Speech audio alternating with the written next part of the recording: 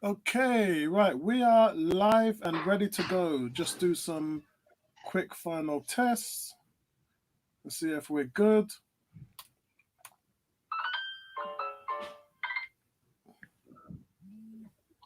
Excellent. Yep, we're good to go. Right. We are live and ready to go. Just Ooh, massive echo. yeah. Right. Are you guys hearing me? Is there any echoes? I'm good. Yep. Any echoes, Tony? Sounding okay now. Yeah, excellent. Yeah, should be good. I've just reset this, so it should be fine. Okay, guys, welcome everybody. Episode 7, 101 Weekly. We're in the house. Got a new face here this week. Ebony's out, chilling. Just met Robbie from AFTV out there in New Orleans. Nice little thing. And yeah, thanks, Tony, for sending me that. But yeah, thanks, everybody. Let me just make sure that everything is okay and working here. So we've got Bertram who's joining us from 101. Good to see you join the chat for the first time, Bertram. How you doing? I am doing really well. How are you doing? Yeah, See, good, where I am, man. Good. I actually have sunshine where I am, actually. It's something I Really? know is denied in that region. Where are you at the moment? I'm in New York. Okay. Oh, nice. Okay. So yeah, but it's not too bad that time of the year, is it? No, actually, I think climate change has kicked in because we've been in the 50s almost a lot this week, maybe 3 or 4 days this week. Okay. And now this time of the year is probably in your 20s, so much warmer than expected. Excellent. And Tony, man, how you doing? Everybody remembers Tony, one of our regulars. How you doing, man? I'm very good. Excellent. So, as I said, Ebony's away on holiday this week, so we'll probably see her come back next week. And so, welcome everybody, and also thanks for you guys for the support. Thanks for. Just want to mention as well my video yesterday that I put out a couple of days ago has nearly got 3,500 views. So I just want to thank you all for that. That's amazing. I nearly fainted when I saw that, but thanks for the support. And there's tons of new subscribers, about 50 new subscribers over the last few days. So welcome to all of you guys. We're 101. We love Arsenal, and we do weekly podcast shows and everything else. Go and check out our Facebook page. It's fantastic, and become a part of the family. So we just really want to talk about what's been going on. It's kind of a quiet week because the players are away in Dubai winter training, and that's really what we wanted to talk about first and foremost. Is Pablo Mauri. Some good reports out on Pablo Mauri. Arteta is saying that he's been interested with him in training, and he's looking forward to putting him in the team against Newcastle. So really what we want to talk about now is in the sweltering heat. I believe they've had about 6 practice sessions, and Arteta's really put them through their paces to see who he really wants to make sure that he is putting into the team to get what he wants. He's also wanted to reaffirm to the players what the message is of what they've done over the previous weeks, and to ensure that the players are bang on, that they haven't forgotten anything and there's no drop off, and the expectations that he's put down to the team is going to be there 100%. So guys, what have you taken from the Dubai situation at the moment? And what's your feelings on Pablo Mauri starting in the first game against Newcastle? Bertram, you go, man. I guess the first question is who's he going to replace? Luis has been playing well of late. So has Mustafi, one of my favorite players. Not. But Mustafi's been playing well. So do you want to disrupt that tandem that's been working well over the last 3 to 4 weeks? Just because Mauri may seem to be looking well in practice. You haven't seen the Premier League. It's a different league. It's much faster. He was at City for a while. Obviously, he must have improved immensely since then to be considered playing for us. But if I was at Arteta, I would not disrupt the current construct, actually. I would leave it as is. Yeah, because there's some pictures in the Dubai training where Arteta is sitting down and talking to Mustafi, and he normally has one-on-ones with players when he wants to get his message across. And it definitely looks like he's had a word in his ear to say, look what you did against Burnley. Now, if you can do that for 90 minutes over the next few games, then I will play you because I'm impressed with your clearances. You know, you play the ball out from the back really well. It's what I'm looking for in this team. And if you continue to impress me, you've got a spot. But at the same time, Arteta's a realist. He's going to say to him that if you make them dumbass mistakes and you switch off mentally, then, you know, I can't blame you for being disappointed about me not choosing you in the team. So I think he's just been straight up with him, man on man. I love the pictures that are taken there. And yes, we're reading in between the lines, but listen, Arteta has been clear in his conferences saying, I've told these guys what the expectations are, and if they're not going to meet the challenge, they're not going to be in the team. Tony, what's your thoughts on that?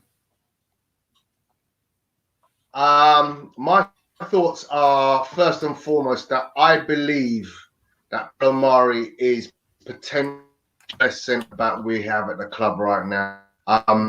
It took me a little while, but I have had a chance to see a lot of his footage from his days at Flamengo. What you've got to realise is the guy's a winner. He's coming from a winning environment. He's not come to play second fiddle. He's come to dominate. He's come to Tony's a lot of echo in your feed, actually. Maybe it's me. I'm not sure what it is. Yeah, I'm not hearing any echo. If you can hear echo in the chat, could you let us know, please? Yeah, go on, Tony.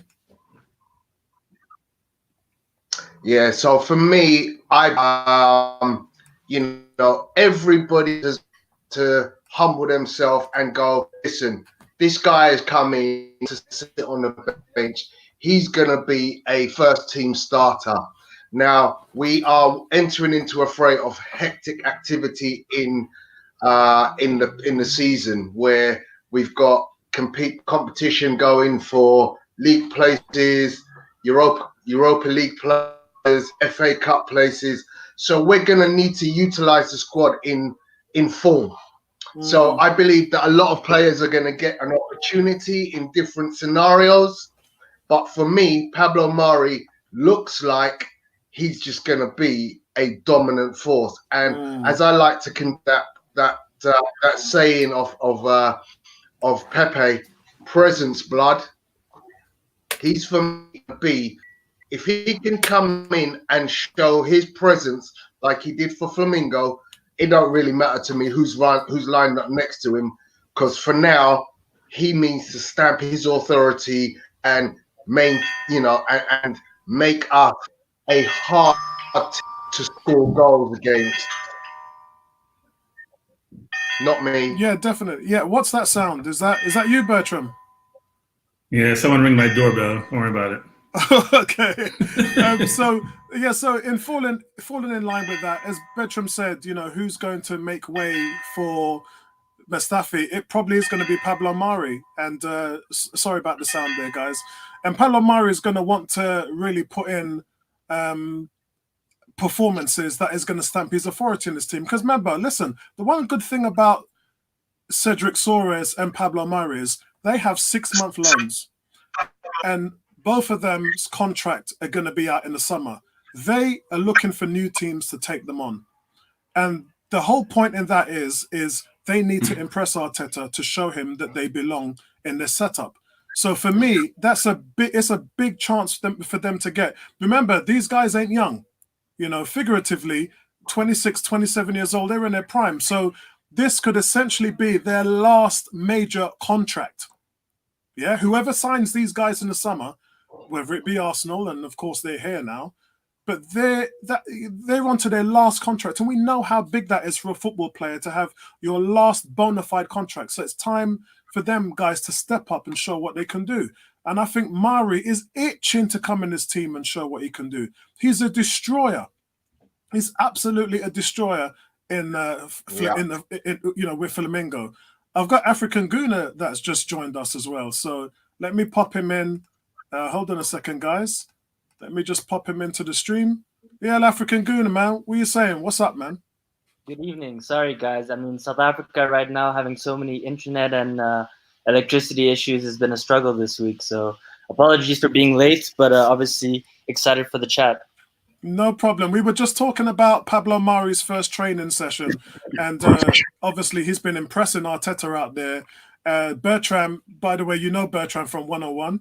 Yep. Bertram saying who's going to make way, and Tony's obviously made a good case that it is Mauri. Mauri's going to be that guy who impressed defender of the year in South Africa, you're going to want to give him a chance against Newcastle. Would you agree? Yeah, for sure. I think the first question for me is definitely who is he gonna replace? I think Mustafi has been playing well recently, but obviously, I mean, he's a clown. We can't depend on him. I'm just tired of being let down every single time. Even if he has 80 good minutes, there's just that one time where he just makes a sloppy pass, and either it's a red card and a penalty, or it's just a straight up goal. So I mean, David Luiz definitely gives us a lot with his long passing, with his left foot. I think Pablo Mauri is left-footed, so it's going to be interesting to see where David Luiz goes if he is the one to stay in the team. So Kratis this season for me, Apollo, I've told you before, I don't think it's been his best season so far. I think it's kind of the tail end of his career. We obviously have Saliba coming in, but I definitely think we need much, much more. And yeah, Suarez being out, that defense, I think against Newcastle is going to be really important. I want us to push on now. This is, we've had 2 weeks break. We've got 2 new signings. Only one probably can start for the next month or so. Let's go blazing. This is the time to capitalize. And we're definitely not going to make anything out of the Premier League this season. But if we get a run, and get some confidence in the team and have a flow of the way Arteta wants to play, I think we might have a chance in the Europa League. If we get picked against, the smaller teams, we get lucky, that may be our last chance this season. Otherwise, for me, yeah, it's still the same old. Arteta's been doing well, but we still have a lot to do. We still have a lot of work to do. Yeah, I mean, guys, Bertram, would you agree with that in terms of what would you deem our chances this season? Do you think the Europa Cup is a good measure of something that we can chase to? It's a Champions League spot. Yep. Yeah, look, I think that's the goal now, right?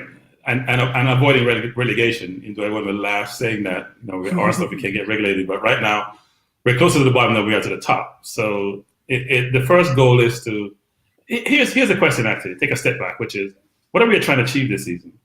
Is it Europa League? Is it finish as high in the league as possible?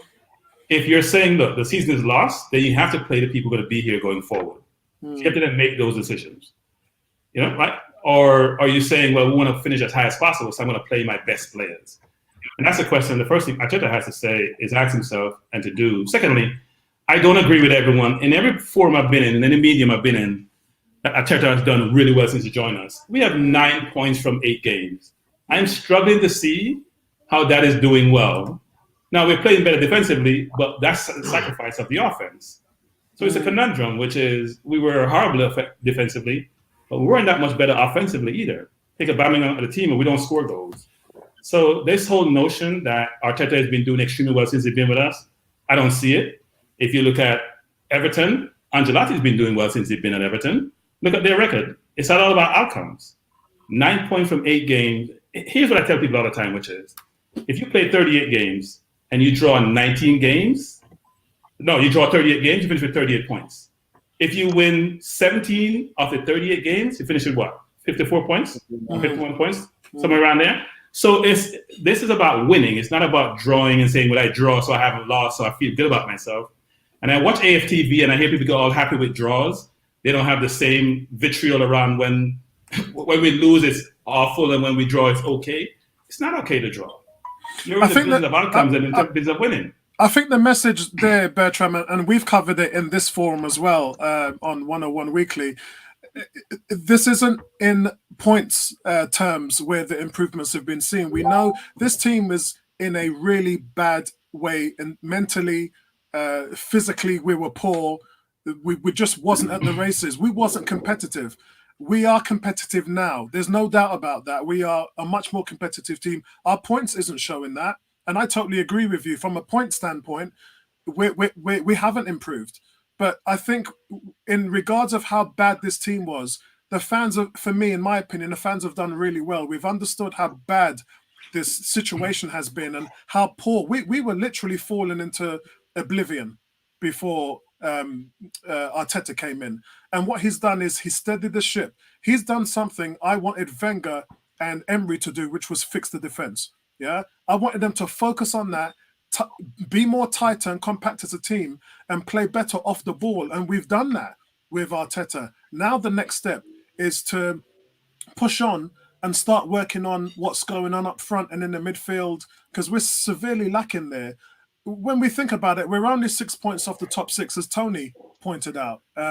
You know, we're 10 points off top 4. Now, I don't really think necessarily we'll get top 4, but we're not far from it if we start putting wins together. I mean, the league right now is a real crap show. No one's really playing well outside of the top 2 or 3 teams. And that just goes to show how much of an opportunity we still have. But for me, I agree with African Guna. For me, it's FA Cup, and we know Arteta's playing his strong team there now. He wants to win it. But the only thing that would excel this team is winning the Europa Cup. Could you imagine if we won the Europa Cup?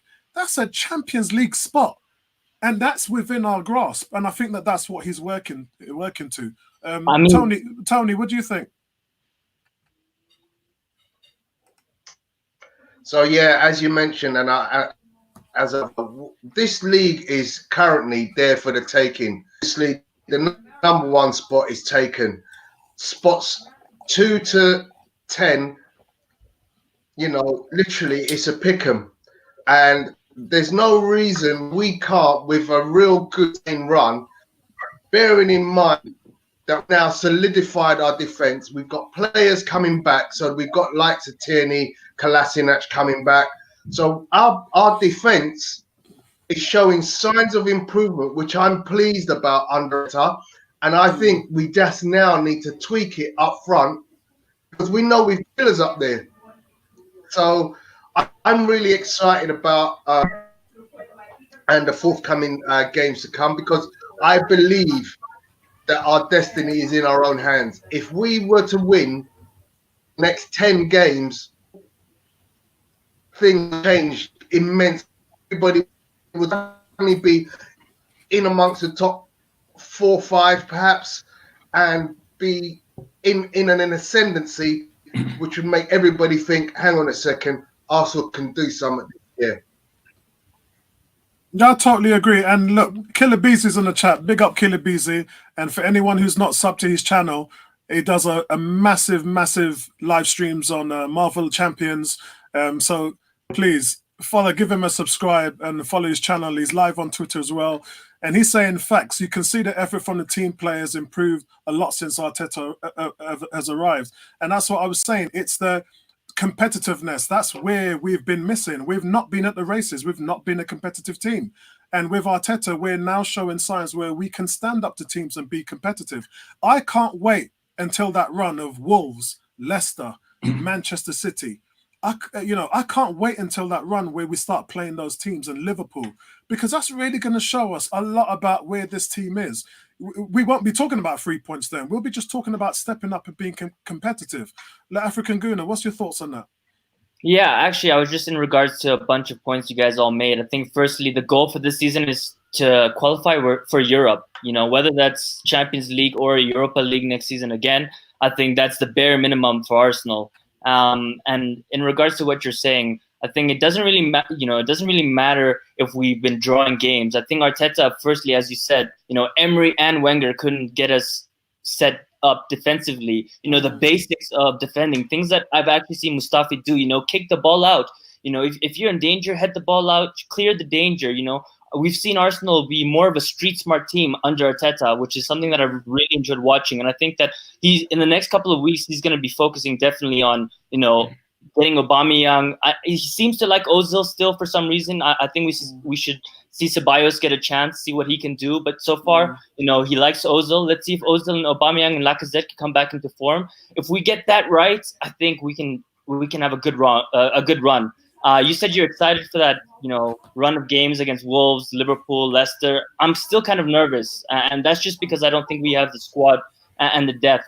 If we get any more injuries, it's back to square one. Yeah, or suspensions. Yeah, or suspensions. I mean, look, Aubameyang got suspended. I wouldn't be surprised if Xhaka gets suspended with yellow cards. It's Arsenal at the end of the day. So yeah, I'm hoping definitely we can get that starting 11 right. Get Ceballos in. I'm excited for Tierney to come back in March, and obviously, as you know, Martinelli, man, yeah, that's my guy. I'm always excited to watch him. And this brings us on to our second topic here. I want to hear from the three of you guys and the guys in the chat in the forum.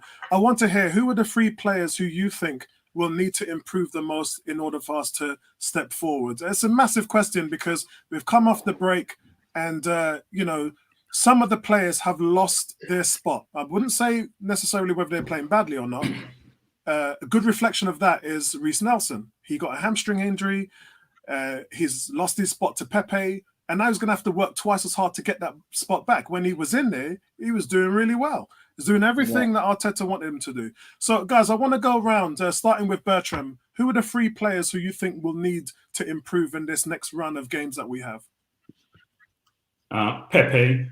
I think Pepe has a lot of innate ability, but it's not reflected in his performance. I would have probably played Pepe where Ozil played, frankly. Give his ability to get by the defense, and he also can make a pass. I'm not sure why Ozil is in the team, or as I call him, lazy's in the team. It befuddles me. But we're playing players sometimes based on reputation versus production. To me, Lacazette also, we can't wait for Lacazette's form. Lacazette should not be through the middle. Aubameyang's ability is he can get by the defense in terms of speed, and he can score goals. He's an atrocious passer, and he also works sporadically when he feels like it, frankly. So why not play him up top and play Martinelli on one wing, Pepe through the middle, and maybe even Nelson on the right. But to me, Lazy and Lacazette, it's time for them to go on the bench. In terms of improvement, I think Africa just mentioned Tierney. Tierney did impress me when he played in a short spell that he played with us. Obviously, he's coming from a lower league in terms of ability, and obviously it's an adaptation he has to go through. But I wasn't impressed with his performance. His ability to go by, his man was easy in Scotland. This is the Premier League. It's a much different league. People are much better players, and he seemed like he has a lot of capability and ability, but I think he's one that needs to improve a lot. So Pepe, Tierney, and as I said before, Lazy should be on the bench. He should not be at the club, frankly. I've had it with someone who was a world-class player and hasn't been a world-class player since 2015. And my view has always been he's played, to my mind, about 70 key games for us. He may have played 10 or 15 of those games at a high level. The rest is either lost, missing, or just ineffective. And you do know, obviously, I respect your opinion 100%. And many times you've been correct about him. His form has dropped off. The assist just isn't there at the moment. But what has been there is he has created more chances than any player since Arteta took over. And that tells me why he's in there. And although I do believe that Dani Ceballos at this point in time is probably the better number 10, I would have played him against Burnley. Because if you guys remember going back, it was that Burnley game at the Emirates where he had his coming out party, remember? He was man of the match. He ran the whole show. It was amazing what he did. I thought truly when I named my team sheet last week that he was going to be on it, and he wasn't. But in saying that, so many things with Ozil goes back to our inability to finish. I go back to the Everton game when he put 2 on a plate for Lacazette and he fluffed them up. Going back against Burnley last week, he put 3 on a plate, especially that long ball over to Aubameyang, who just, I don't know what Aubameyang's doing, but he put it wide. He hit it with his right foot. It missed the target completely. Things like that. Ozil would have assists if people did their job and finished. But I do think Ceballos is the better player at the moment. My last point, and I want to spend it talking about Lazy because I just hate talking about him all the time. But my last point of that is that a couple of things. One is my number 10 needs to score goals. I see Mount score goals. I see Madison score goals. We're all talking about Ozil in terms of assists. But someone has to finish the play. You, as a world-class player, finish the play. And secondly, a corner and free kicks are considered assists. And he takes most of the corners of the free kicks. So that may be overstated. And last but not least, he takes them well. Well, true. Yeah. His last assist away from the Emirates was what? Swansea 2018. I'm sorry, but I have to get more of that. And first of all, he doesn't play defense. The Premier League is unforgiving for people who don't support their team and play defense. And he runs around in a circle and run the most yards or most meters for anyone on the field doing nothing. Yeah. I mean, before I go to Tony, Aaron, we missed you last week. Good to have you in the chat again. And you're right about Pepe in terms of He has to adjust to the league. He's still going through an adjustment period. But I keep going back to saying this again. Yeah, numbers speaks volumes. He's got 6 assists and 5 goals, and he's just a weapon. Pepe is a weapon. And when you don't play him, what you're doing is you're lowering our inability to score. And not just that, is he won more penalties, 9, than any player in Europe last season. Yeah, and he's also the most accurate penalty taker in Europe last season. All these are proven facts. You don't gain anything by putting a player like that on the bench. So it would be interesting to see if he fights his way back into the team again. KillerBusy is saying, real talk, the number 10 needs to put in more work for real. Look at what Begamos used to do. 1000% agree. Yeah, and listen, when we were stinging on all cylinders, when Sanchez got 31 goals, Walcott got 19, Giroud got 16, Ozil chipped in with 12 goals. And sometimes this season I've seen him play and he's just not pulled the trigger. He's just not had... How many shots has Ozil had on goal? It's really confusing. One. But it's not enough. We need more from that One. spot. So Apollo, I'm sorry, I have to butt in here. It's not only this season. It's been like the last 3-4 seasons that he doesn't want to take a shot. He just became accustomed to always trying to put it on the plate for someone else. Even when he's one-on-one with the goal, he'll make a pass instead of shooting. He just doesn't have it's not part of his characteristics. And I think I totally agree. We need to move past Ozil. I mean, we're always talking about him, and it just means that he's not a world-class player. Because if you're a world-class player, there's no debate over it.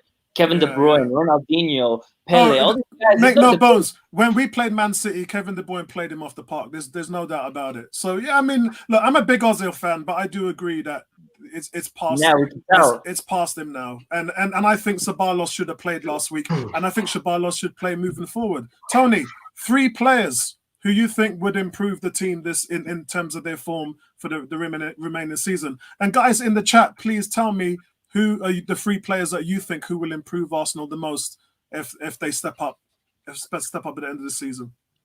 Go on, Tony. Okay, number one, without a shadow of a doubt, is just confidence. His finishing is just gone completely. So he needs to improve. Lacazette. My second player is the improvement I've seen with see that continue. I think because we are in numbers in the middle of the when you think about it, have a huge roster of defenders. So I don't worry about the fact that we've got 1 or 2 and I think we've got 4 or 5 or 6 or 7 who are really good, ready to play. In the middle of the park, really are upon Torreira, Xhaka, and Guendouzi. We don't really have anything else that we can muster. So for me, seeing a great improvement for Xhaka, but we must not rest on our laurels. Statistics up to now, he's actually since his return, one which has surprised me. But he must continue to improve. He must dominate in his position. So Xhaka, good work so far, but the improvement must continue. Number 3, I'd like to move, in all honesty. That's a good shout. Not that we need. That's a really good shout. African Goon, I know you're buzzing to get in on that. Great save. Let's not put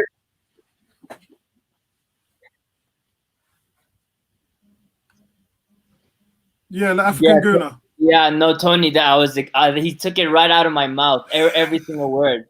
Like the panel said, for me, firstly, Lacazette, we know he's out of confidence. I mean, I saw a stat that he's only scored 2 away goals, I think, in the last, year and a half. That's just, I can't believe that. That's crazy to digest for me, for a goal scorer like that. So, I mean, we need him to perform. If he's playing, I know we have Martinelli, Aubameyang, and Pepe right now. We can try that and just give Lacazette a break if he isn't firing. Maybe give him one more chance against Newcastle. If he doesn't do it, okay, fine.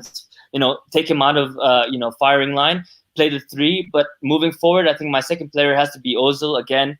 I mean, he's playing. I've seen the improvement. The running he's doing it's incredible, because I haven't seen him do that type of running before. And it's good. It's a good foundation. But now he needs to do much more. I mean, if I'm playing against Arsenal and Mesut Ozil is in the midfield, I know that I can 1-2 this guy without ease. He's not gonna turn around. So I mean, he's a man. When we play with him, sometimes it's a man down. So if Ozil's playing, he needs to improve. Otherwise, I want to see Ceballos. And like Tony just said, Leno, for me, I think his distribution is killing us, man. I mean, he needs to be much smarter. If Aubameyang is playing, he knows he's not going to get the headers. Try to get him in behind. We know that he's lightning quick. Why aren't we trying to get him in behind? David Luiz does it, once or twice a game. But apart from that, we're never using his strengths. We need to be using his strengths, because that's the type of striker he is. For Dortmund, he scored only goals on the counter attack, getting in behind defenders, and one-on-one against goal. 2 out of 3 times he's finishing that. So yeah, Leno definitely needs to improve.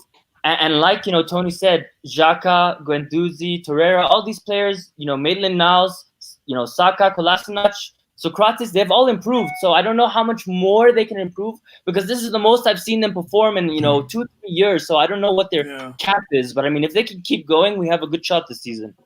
Yeah, and listen, with Leno, hold on, Bertrand. Go ahead. With Leno, I made a point on 101 forum saying, when we got him in, we got him on the cheap. Yeah, we know Chelsea paid 78 million for their goalie. We got this guy for 80, 90 million. And that was because he was the most mistake-prone goalkeeper in the Bundesliga. And while everybody was marveling about Leno, I liked the purchase, but for me, it was another one of those purchases where we were being opportunists rather than going for the world-class goalkeeper. And look, I gave the guy a chance, and he's played fairly well, Leno. He's played fairly well. But the stat in December showed he was the most mistake-prone goalkeeper in the Premier League. And so, therefore, we know that he needs to improve. And he's young. He's a young kid. He's not even anywhere near his prime yet. 24 years old. He's got a lot of growth to come. But when you think about it in that way, I think Leno definitely has to improve, because he's just making far too mistakes in his distribution, which is the reason why we brought him in. It's just has been really poor. Going into the chat, Aaron saying Tierney, Martinelli, and Pepe most improved, but need to hit the ground running as soon as, obviously, because they'll be a force. KillerBusy is saying the 3 players that he would like to see most improve is Laka, Ozil, and Leno. Again, another Leno in there. Boy, you guys are hitting this hard, man. If these 3 are sorted out, then we'll definitely be stronger, and probably the Europa Cup will be a target for real. Bertrand, before I say my 3, you go ahead with that, mate. No, I think there's almost a consensus that almost most of the players have improved since Arteta took over. I don't think the players necessarily have improved. I think they're putting a better structure. So if you look at how we play now, Torreira and Xhaka play much more deeper. And when Saka goes forward, Xhaka rotates around almost in the left back positions. So we don't get caught on the counter as we used to. It's not that they're playing better or they've improved as players. I'm not sure how you improve in like 5-6 weeks, frankly, that all the team improved. I think some players are playing with more confidence and are given more confidence, like Mustafi, because the last time he played against Chelsea when he made a horrendous back pass, Arteta didn't castigate him or basically said, you're worthless. He supported him. He basically said, obviously he played well when we're down to 10 men, but I think they're getting that support and that confidence from the manager. But I'm not sure we can make that blanket statement that all these players have improved. If you're in a better structure, it's a better strategy, you're going to look like a better player. But you've been playing all your life, so I'm not sure in 3 or 4 weeks you've improved from playing for the last 25, 30 years. But there's one thing about that, though, Bertram, is Arteta is only playing the players who are putting a shift in practice. That we know for sure, and he's made it clear to the whole team, I'm not playing you or picking you if you're not showing me effort, showing me what you're doing tactically within the system that I'm putting out there. He's been straight about that. And so we know from that perspective that whoever we see on the team sheet in the first 11 each week, we might not agree with the team sheet, but whoever is on there is definitely showing the boss what he needs to see. So from that perspective, I trust in Arteta to know that whoever's on the team sheet is putting a shift in and they're working hard. So I'm not kind of really questioning that at the moment because I trust in the boss with that. But I just want to go into my top three quickly before we move on. My first one is obviously Reiss Nelson. As I said, he was playing really well before he got the hamstring injury. Pepe got the spot back. And for me, it's now for him to take that spot and challenge Pepe and see if he can do something. He looked really decent. The first game, he was a bit shaky. But after that, he even scored. He got an assist. And the hamstring came at a real bad time for Reiss Nelson because, remember, last season, he was supposed to be the big guy. He was the big shot. He was the guy who went to Germany and scored 6 goals in 7 games. And then, obviously, everything tailed off. And when he came back, he was the big shot. Last preseason, where was he? Nobody was talking about him. All everyone was talking about was Nketiah couldn't stop scoring in the preseason. Smith Rowe was coming back from an injury. He was billed as the next Aaron Ramsey. And for all intended purposes, the forgotten man was Reiss Nelson. And what happened this season? He took that spot off Pepe, and the man was showing, improving, and putting in brilliant performances, especially off the ball. His defensive play was akin to Iwobi. He worked so hard and backtracked and helped the defense. And I want to see him push on and do that coming back. The second player is Dani Ceballos. Ceballos is in a real situation right now where he's not been playing. He just hasn't been playing. We've seen his skill set. We've seen what he's done on the international level. This guy can really make a change in our most problem area, which Tony, you talked about, the midfield. It's our most problem area. And this guy, I think, is the key to unlocking it all. If Dani Ceballos switches on, this whole thing is going to blow up. If that guy can start distributing the ball and he's with his vision and he's tackling and he's chasing, he's cutting down and he's passes intercept. If he starts to blow up, this whole thing is just going to go mad. So for me, he's the next player. My third is Kieran Tierney. Now look, going up on what Bertram said, Tierney is a conundrum right now. We played 25 million for him. When he played, he was average. The Man United game was okay. I think that was his best game. And Saka has come in to that position and got 7 assists. And he's looked good. He's looked like you can't drop him from that left-back position. So what do you do when Kieran Tierney comes back? It's a real stretch for me. We're going to struggle with that one. I'm glad I'm not in Arteta's position. And look, I don't even mind. I think, was it African Guna? Was it you that was talking about Ozil and putting Saka in at the 10? Because Saka played in the 10. Saka played out wide. Saka practically played everywhere in the youth team. He can play in the way you want. So can Martinelli, right? So can Martinelli. I think you guys are being a bit harsh on Tierney, to be fair. I mean, when he hasn't had any, consistent running in the team, and I think he had 4 or 5 assists, actually. I was really impressed. His crossing is phenomenal. It's tough. I think we're excited that Saka's been playing so well in that position that now we're saying, you know what, maybe this kid should be just playing there. But I think if Tierney gets a run as well, I think he could be doing exactly the same thing. And yes, you're right. Maybe put Saka in the 10 and then put Tierney in at left back. But then we still have Kolasinac, who put in a bunch of good games as well. So yeah, you're right. It's good to have that problem, at left back. It definitely is. So guys, that's our 3 players who we think will improve the team. Now listen, some news has just broken and we need to talk about it. Aaron Ramsey, and this is broken in the last hour, I believe. Aaron Ramsey looks like his days in Italy are done. Juventus now are shopping him out. Sorry? Who's that? He got injured. He looks like his days are done, and a couple of agents now were talking about them shopping him out. So the question to you guys now is, will you take Aaron Ramsey back? Tony, let's start with you first this time. Oh, you need to stop shocking me with these stories, Reg. You're killing me. My heart can't take this, bro. Oh, God. Give me some warning, bro. Actually, you're right, because I didn't even put that in the script. I didn't even put that in the script.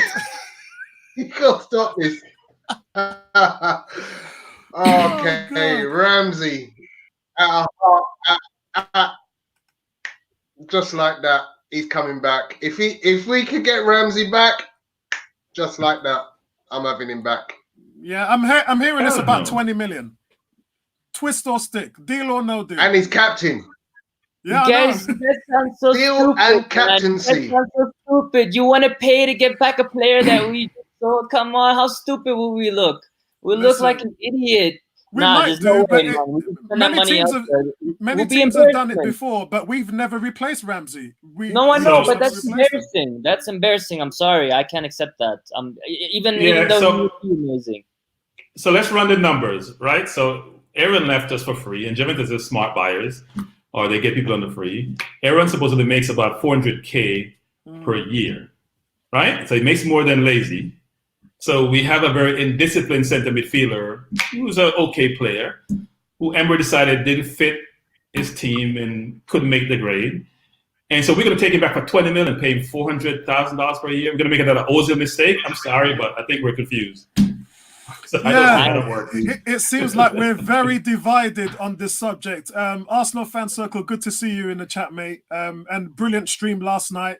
Very late. I was up 2 a.m. watching your stream last night. But he says Ramsey will probably go on somewhere else. We do miss him, but time to move on.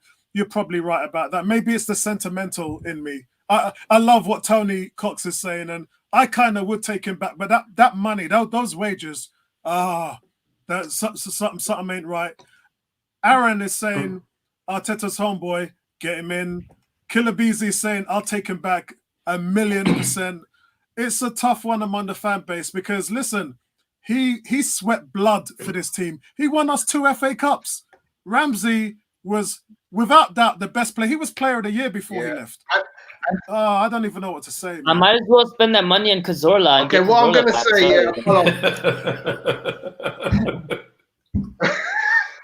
that's what I would do. I just think for me, I'm gonna say you take Ramsey back at the expense of Ozil, because for me, if Ramsey comes back, Ozil is clearly 350K salary walking out the door. So if I have a choice between paying Aaron Ramsey $400,000, bringing or take out for 50, then I'm getting rid of Ozil and I'm bringing back Ramsey, and I've got myself instantly a captain. Guys, Ramsey is like Bale or like Sanchez. They make so much money, no one wants to take them. And if you're going to take them, you have to supplement their wages. I mean, Juventus may have to supplement his wages to get him someplace else. But who would pay Ramsey $400,000? We didn't want to pay him $200,000, much as $400,000. You know what? Ramsey's worth every penny. I mean, look, I talk. Remember when I said to you guys, money is new to Arsenal. Money is new to us, yeah? When teams like Man United and Chelsea were paying players 10 years ago 100, 200 grand a week. I mean, we're now 10 years on in 2020, and we're talking about 300, 400 grand a week. That's just the game now. That's just how things are. That's what you have to play if you want the best players. And this guy was Arsenal's best player, witithout a doubt. Nobody can question that. He's 29 years old, so it's not like he's 33 or 34 or he's over the moon. Yeah. James has hit the nail on the head by saying, "Who cares? Ramsey's a quality player. He's worth that any day of the week. He would control the midfield, and he only left because of Emery." Spot on. That's my comment of the day so far, my brother. No, I disagree. Yeah. If I may on that, I think he left because he realized that the team was never going to be competitive. And obviously, at the end of the day, money talks. You know, we saw Nasri, we saw Clichy, so many players.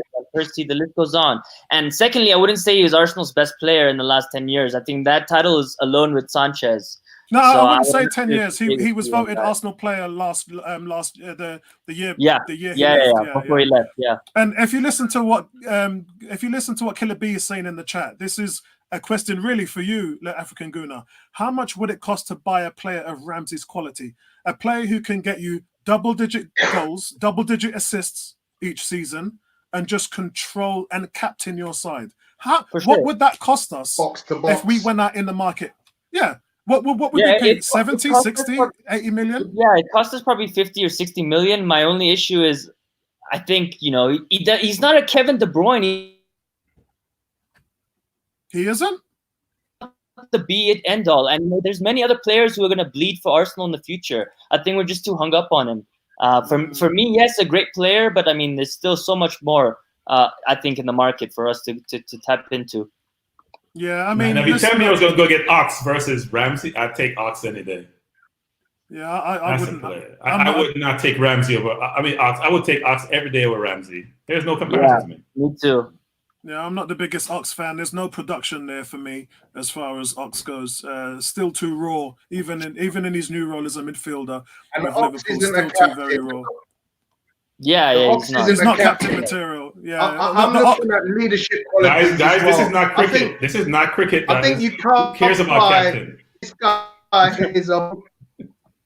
is a born leader. He would drip blood for the team, and this is why I think we made a mistake when we backed out the option to bring Fabregas. Yeah. When people have got the club in their blood, you take it. I didn't care that we had Cazorla and we had Sanchez and we had this and we had that. I would have still taken Fabregas back and somehow integrated it a field that had loads of options, because I don't think you can ever have too many options in midfield. And this is where we're at now. Four midfielders. Xhaka, and Ceballos. So midfielder is he has to go. I'm going to bring Ramsey in, and he's going to be the fulcrum of that midfield. Yeah. It's a split decision down in the forums as well. A lot of people are saying that they agree with either side, really. And the thing is, there is no real answer, is there? I mean, the question is, and the real trick of this is, what do the front office feel?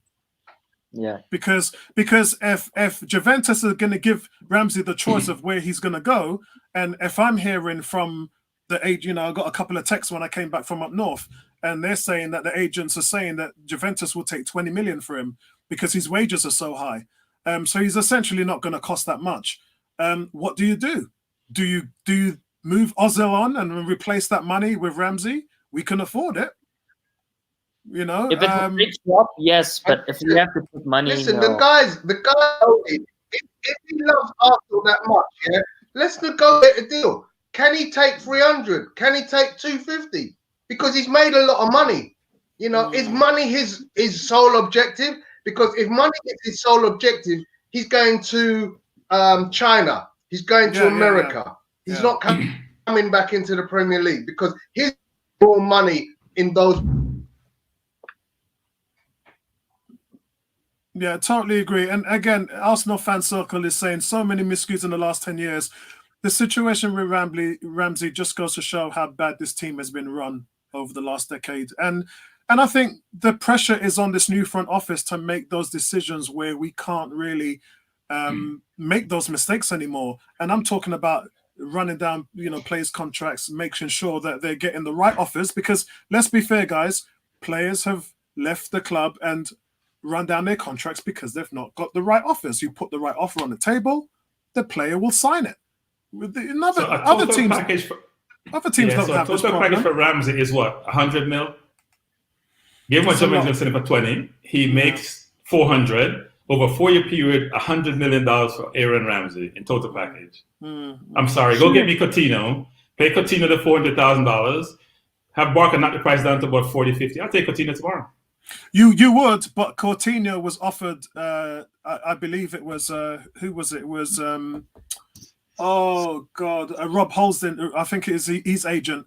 Fully stated he was offered a chance to come here. In fact, Coutinho was offered a chance to go to 3 Premiership teams, and he said no to every single one of them. I believe it was Arsenal, Chelsea, and Spurs, and he didn't want to come back to England. Didn't want to know. So, it's one of those things, isn't it, where you're stuck with, you want a player, but he doesn't want to be a part of what you guys are doing. So it's a very strange thing there.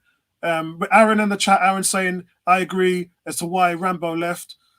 not him being bad. I felt though he was going to win nothing elsewhere, including the rate of wages. That's quite honest. Kez is saying they left on their terms. If they come back, they'd need to do so on our terms, though, and not be held to ransom. Yeah, and part of that is contract negotiations, isn't it? Aaron Ramsey is 29 years old. If he leaves there, then he's going to probably have to renegotiate his contract. Most players, and I'm talking about 90% of them, won't do that. You know, look what happened with Nicholas Bentner.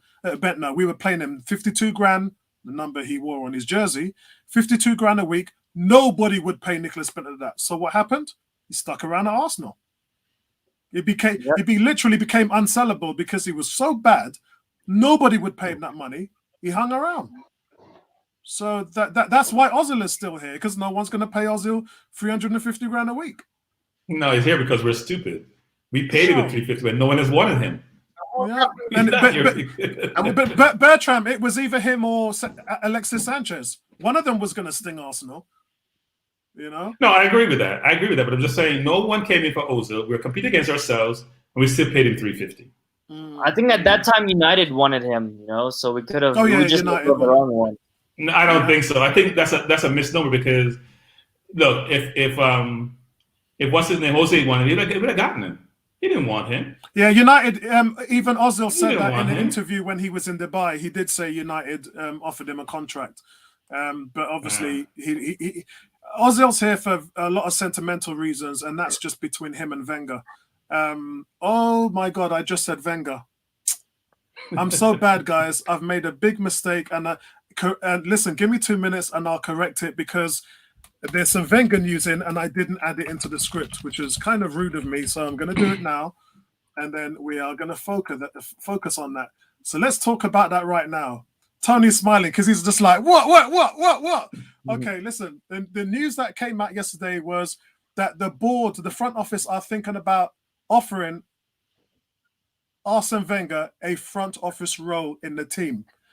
Going around, you guys, starting with Bertram, is that something that you would accept? And guys in the chat, tell me, would you have Wenger back here in a front office role? And what we're talking about in that, it would be some sort of a scouting chairman role for Arsene Wenger.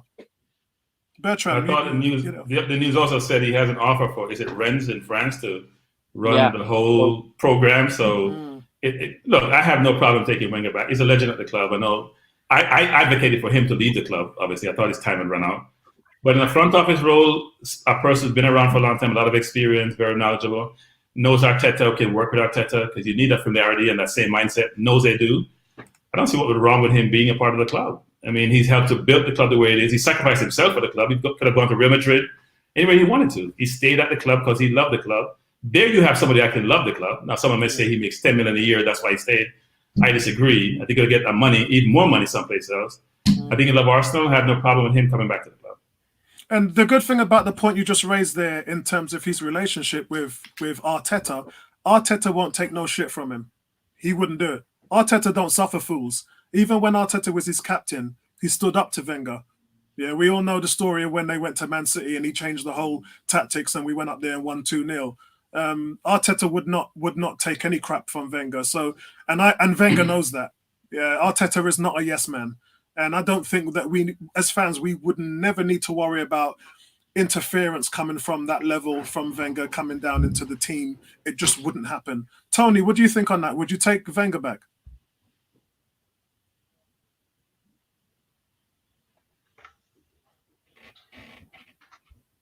Tony? Yeah, would you take Arsene Wenger back in a front office capacity? I'm very conflicted on this one, Apollo. I like Wenger. I love Wenger. I shouldn't say I like him. I love him. I think what he's done for our club has been absolutely amazing. His time.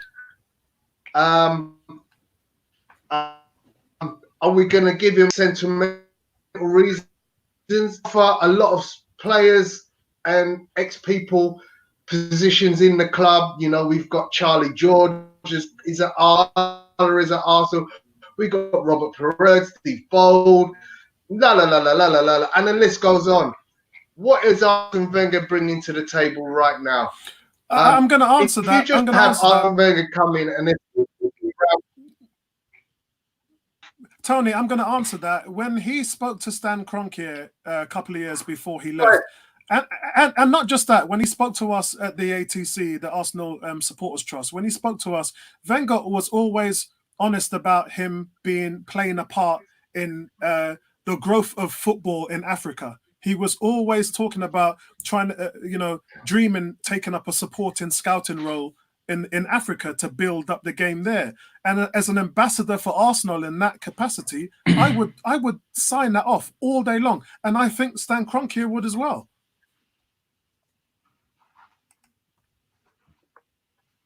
Yeah, I mean, listen, if we can find him a role and he gets paid some money, I'm not gonna, I don't worry about that. He's done good for him. I just question whether what in the tank to be able to advance the club at this stage, because looking at a complete saying David, because we all know David to what when he first came to the club. Would you bring back David Dean and Arsene Wenger that what you did in 2000 you could replicate in 2020? I would bring back Wenger because there's a role for him. I wouldn't bring back David Dean because that's Edu's role, and there you would have a conflict of interest easily. James is saying experience, love, knowledge, what he brings. The man was Arsenal for years, and as I said, it is Wenger's dream. We're not making this up. We're not pulling flowers out of a hat. Wenger was always passionate about going to be a scout in Africa and building the game up there. And we knew he loved African players. Yeah, that's why Arsenal has such a massive fan base, because of the players he brought into the team, gathered massive following in Africa as a nation. The African Guna, what do you think? What's your views on Wenger? I think on my part, as Tony said, like, I love Wenger. He's obviously the reason I support Arsenal. And as you said, the large part of Arsenal was always French African players, which was one of the main reasons as well why I started supporting Arsenal. But yeah, for me, I think it's better not to open wounds that are still healing. I think that if things continue going wrong for Arsenal and he's involved, I think a lot of it will be targeted towards him. I'm sure AFTV would support Arsene Wenger coming back to Arsenal, because in terms of, content and stuff like that, I think, and I think he's past that. I think he understands that. I think still at his age, he started to understand that, millennials or the modern age and the way media was going, that his time and his reputation was getting tarnished. And that kind of, pushed him on to move. I don't think he'd want to come back, knowing that, in his mind, AFTV still exists at Arsenal. And if things, go wrong, regardless of if he's in Africa, he's still gonna get some criticism. So what's going on with his role in FIFA? I mean, I thought he had a role there, so I'm kind of confused. Well, he has been offered. He hasn't officially accepted the role in FIFA. It's still on the table. There's a lot of things you have to remember. When he gave the interview when Arteta got the job in December, Wenger stated that he has had more than 12 offers for roles, all at which he's still looking at. And I just think that there's two things going on with Arsene Wenger. One is probably, he's in his 17, and he's probably looking, whether I should just pack it all up and just enjoy the game, which we know he struggled with, or is he waiting to come back to Arsenal for the right opportunity? He helped build this club. That stadium, people talking about building him a statue. He deserves more than that. So I think he's waiting for the right opportunity. Otherwise, if it was just him working again, he could have got a job long time ago.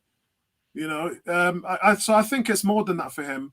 But me personally, I would love to see him come back and do what he had dreamed of doing years and years and years ago, by giving back to the game, like he did when he was a manager. He revolutionized the game, and him going into other nations and continents where the game is growing and building the game up, I think that that's a brilliant idea. And to have Arsenal pay a salary for him to do that would be even better, in my opinion. Money well spent rather than putting 10 million on visit Rwanda and all that rubbish. I would give it to him to go to Africa to grow, to actually grow the game. Again, Arsenal fan circle saying the club is in his heart. I don't think there's anything wrong that he could do or the fans could blame him for if he came back in a development capacity easily. I wouldn't even question that for sure. Do you think he would have the discipline not to get involved in anything else? You think he has that in them not to stay away from anything? Yes, I do. Yeah. Because, like I said, he knows Arteta. He knows Arteta doesn't take any crap. Yeah, okay. He knows that. He knew that as a manager, and he'll know that, outside of the game. And he said in the interview, Arteta's a very strong-willed person. He's very direct, and he knows what he wants. I don't think there'd be any interference there at all. Yeah. Right. So, guys, let's move on. Very good subject that was. And we'll have to see what happens with that as we move on. Guys, I want to pick your memories, and also the guys in the chat as well. I want to ask you, what's your favorite Arsenal memory? I think I know what everybody's favorite memory is, but I just want to hear from you guys and in the chat, what is your favorite ever Arsenal memory? This is going to touch a lot of, it's going to touch it. And I'm saying this, guys. I'm saying this because, sorry, Sonny had a chat the other night, and Kevin Campbell was on there, and they were talking about all the memories he had as a player and everything. And one point came up that they were talking about, and I just want to see if that part is held in every Arsenal fan's heart and see where you guys are coming from as well. So what's your favorite memory as an Arsenal fan? Beating Tottenham at White Hart Lane. I mean, winning the title at White Hart Lane. Can't get anything better than that. Yes. Something that will probably never be done in the history of football as far as derbies go. When are you going to get the opportunity to win the title in your adversary's rival's backyard? Who does that? Who gets a chance to do that? That's a brilliant shout, Bertrand. And Liverpool. Yeah. Tony, favorite Arsenal memory? Gotta go with the Liverpool. It doesn't get any better than hey, Tottenham number 1, Liverpool number 2.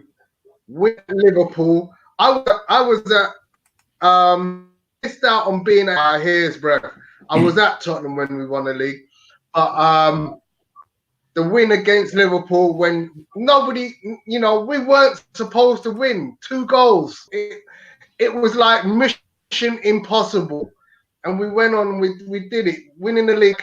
My good friend Tony Roberts is saying that caps it, mate. Nothing will ever be as good. Boy, you know what?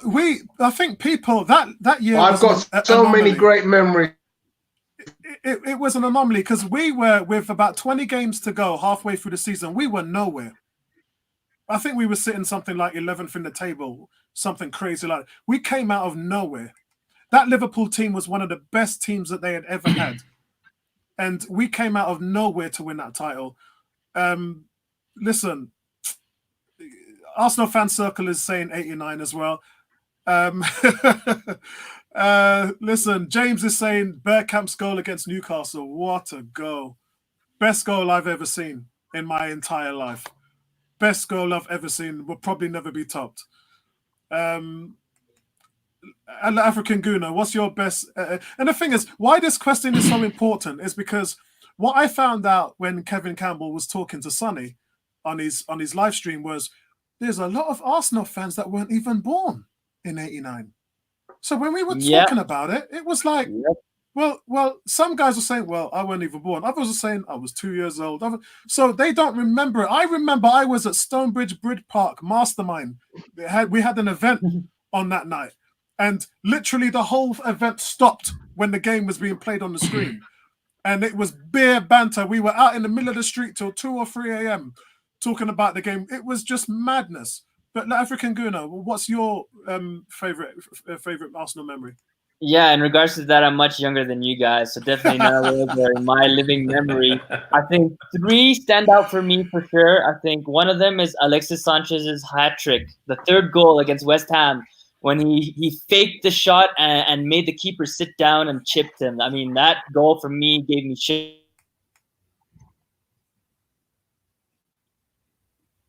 Right, are you still with us?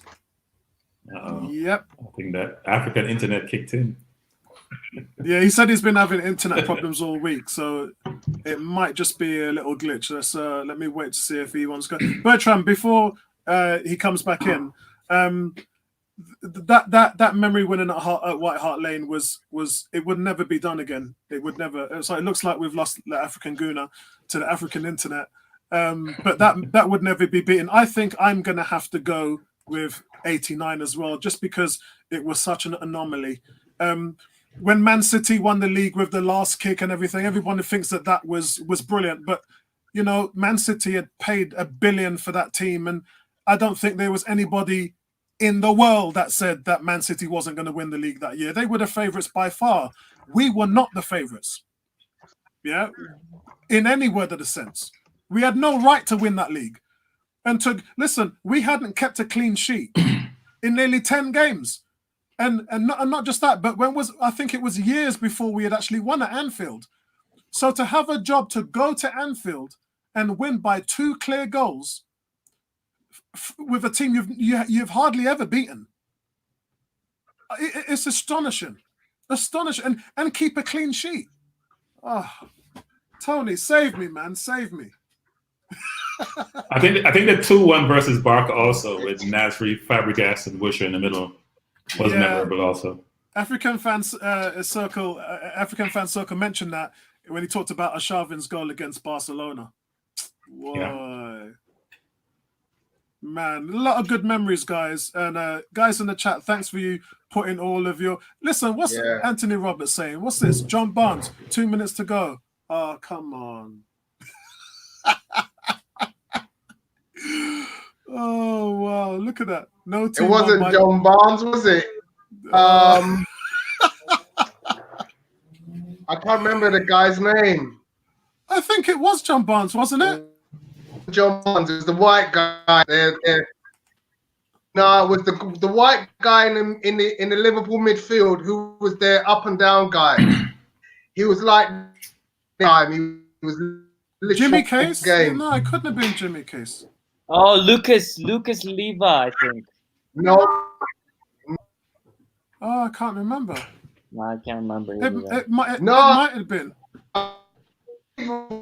99. Oh, no, I wasn't alive. Oh, what's this? Lucas Leiva was after 89. Remember his 2 fingers telling Nicole. Oh, my word. Okay, so we got Aaron in there. Aaron saying, Henry returning and scoring against Leeds. Ian Wright's volley against United. Wright getting the record. The countdown was massive. Henry's recent FA Cups. Tottenham 5-2.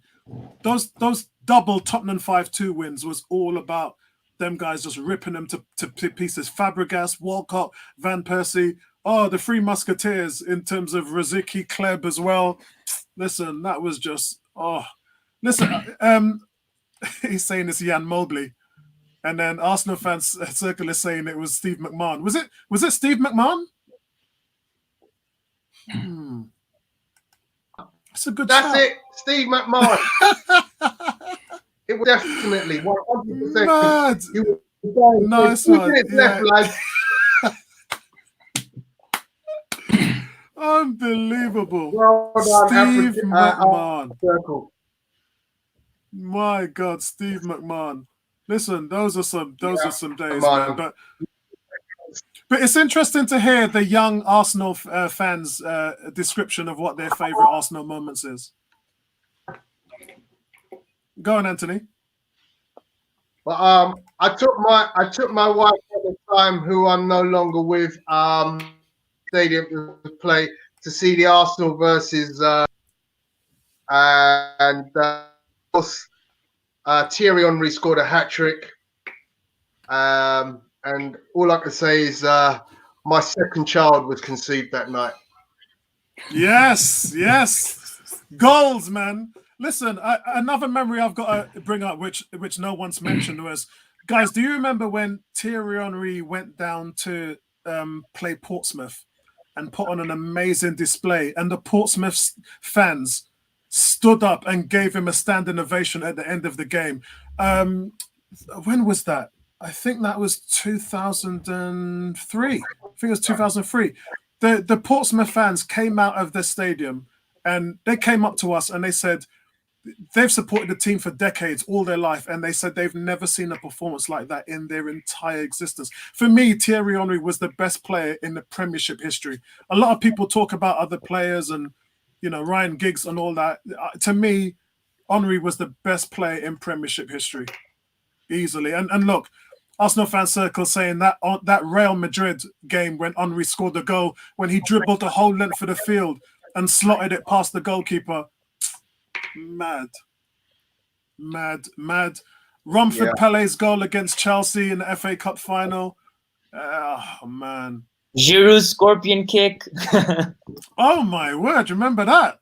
Yeah, I remember that. So, guys, listen, we move on to players that we wish we'd never let go. Isn't it funny, when there's no football this week, we can still find topics to talk about the club that we love. So listen, players that we wish we'd never let go. Is Aaron Ramsey's name going to come up here? Bertram, you shoot off with this one. Ashley Cole.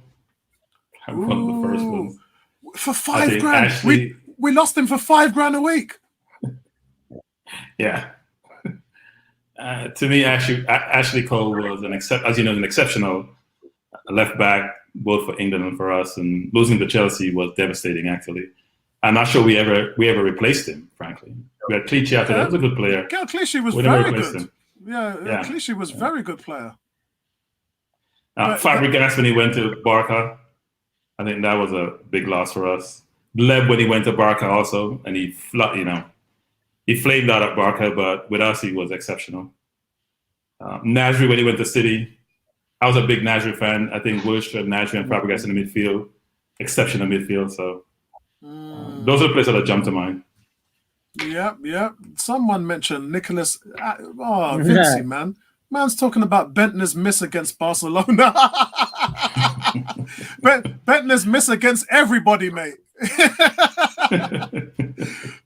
Tony, who's the player that you wish you'd never let go? I'm going to go real retro. I'm going to go back to David Rocca because I personally just felt that he was like Arsenal through and through. Not only was he a great guy that I had the privilege, but he was of one of the greatest teams that we ever had. Rocky, Paul This, Ian Wright, Kev Carroll. That generation for me is what made me a great. I mean, I came an Arsenal fan because of Liam Brady in 1978, 78, 79. David Rocastle and that whole midfield was for me instrumental in cementing my love for Arsenal. And as a youngster, seeing guys playing for Arsenal that looked like me was the thing. So David Rowe, when he left, I was gutted. Yeah, that's a good shot. That is a good shot. On the fringe, he was there and there. There. I thought he was going to be kind of this midfielder, and he was going to do it at Arsenal. Yeah. Well, Arsenal fan circle's gone for Anelka. Brilliant shout. Vincey, man. Gabriel, what are you talking about? Vincey, come on, man. Gabriel, come on, man. Listen, Vincey like to pull your leg, actually. He's having a laugh right now. He's putting some banter in the chat. Hey, we had enough banter on last week's show, so this week's show, it's become the banter show, yeah?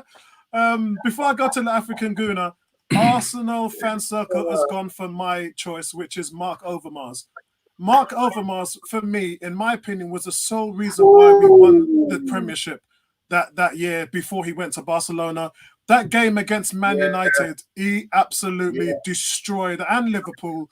For me, if we had kept Overmars, we would have went on to, Wenger would have had more titles. That was just, I don't even know. It's every player's dream to play for Barcelona. We get it. And Arsenal was a stopgap to go to Barcelona. We get it. Happens to a lot of players.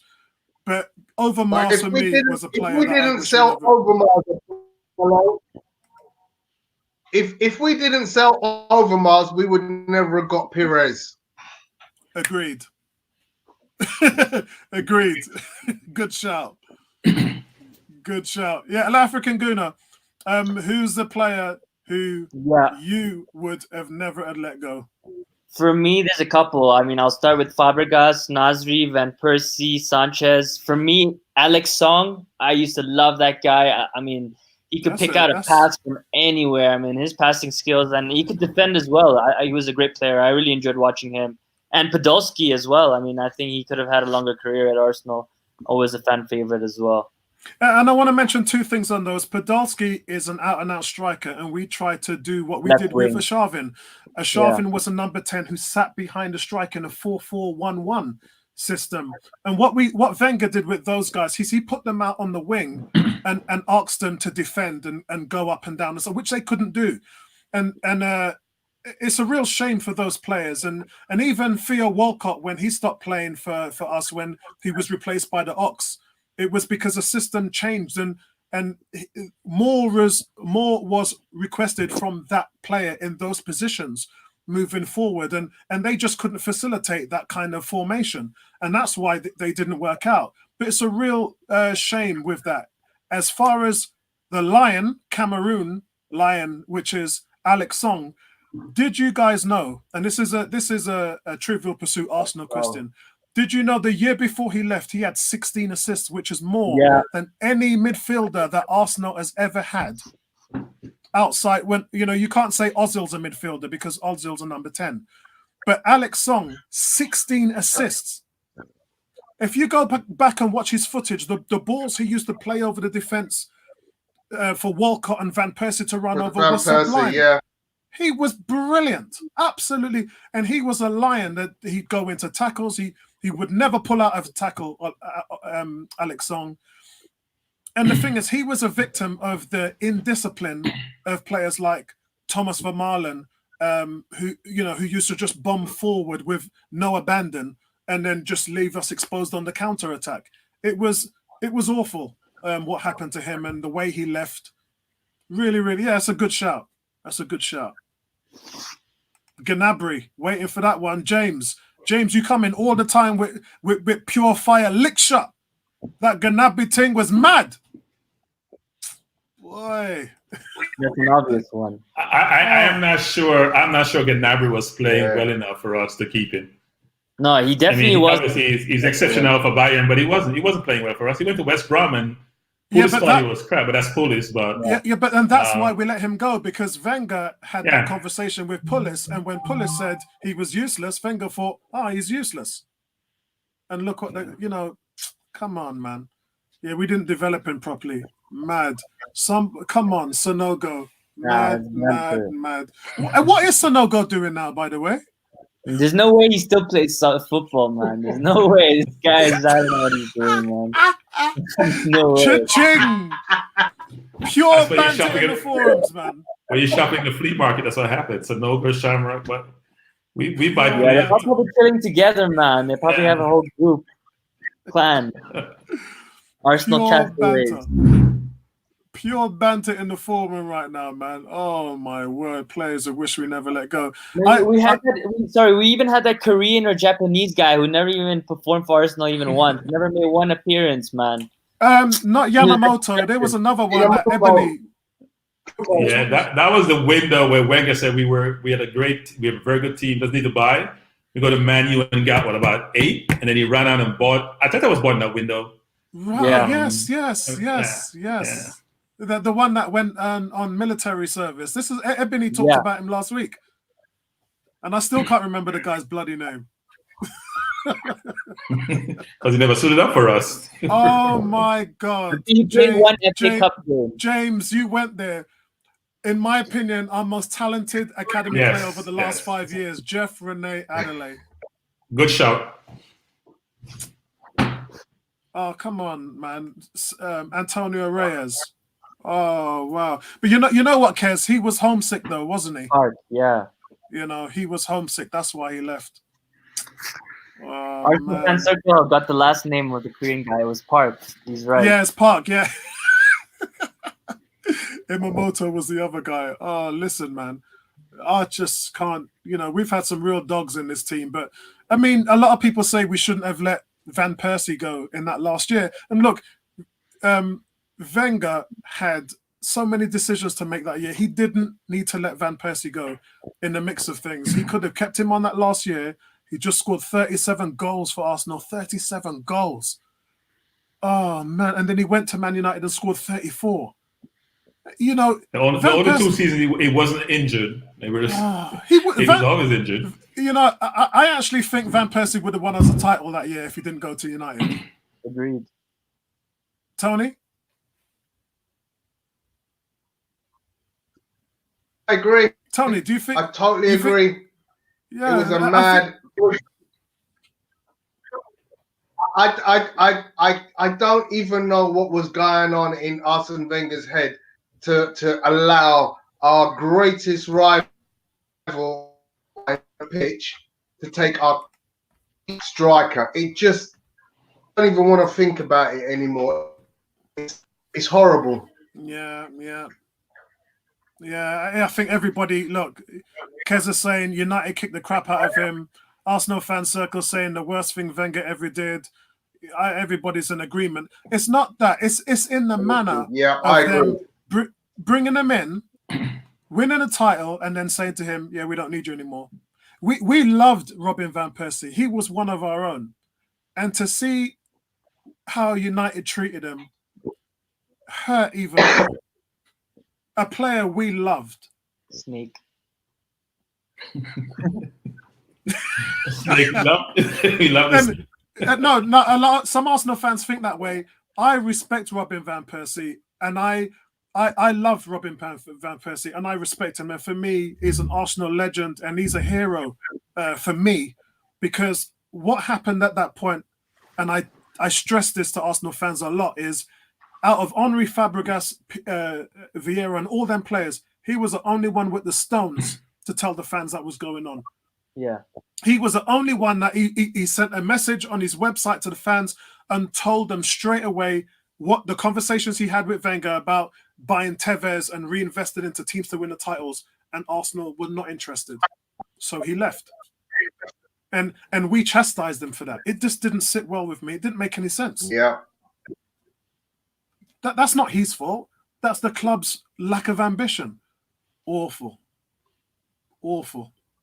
Anyway, man, listen, guys, let's move on to the next subject. And it's our last, which is your preferred defensive four in the summer. So after these loans are finished, after the season ends, who would you like to see as your back four next season? Let's kick this off with you, Bertram. It's an interesting one. I mean, obviously, we're going to bring in Saliba, who we now have out on loan. Upamecano, I think, is someone we definitely should try to pursue if we have the funds. I think Bellerin is good at right back. Left back is thing that we're possibly captain. I think left back is where it gets interesting, because the way the left back have played, obviously Tierney is supposed to assume that position. I don't see him there yet, unless he improves dramatically. Saka right now is the best person to play there, even though he's a forward or a number 10. I don't see a really good solution at left back unless Tierney will demonstrate by the end of the season and going to next season that he can assume and make that position his own. So you're going with Bellerin, Pancano. Who else? Saliba and Saka. Saliba and Saka. Okay, that's a good shout.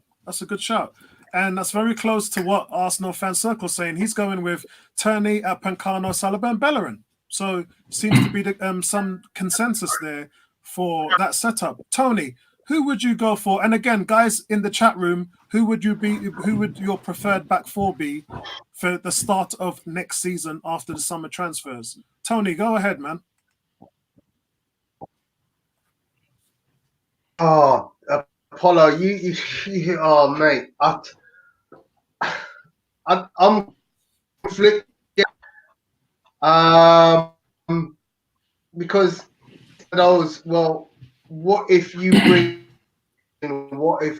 that in world football? There's a lot of really great players that we could say, well, it would be great if we could just throw 200 million and get Van.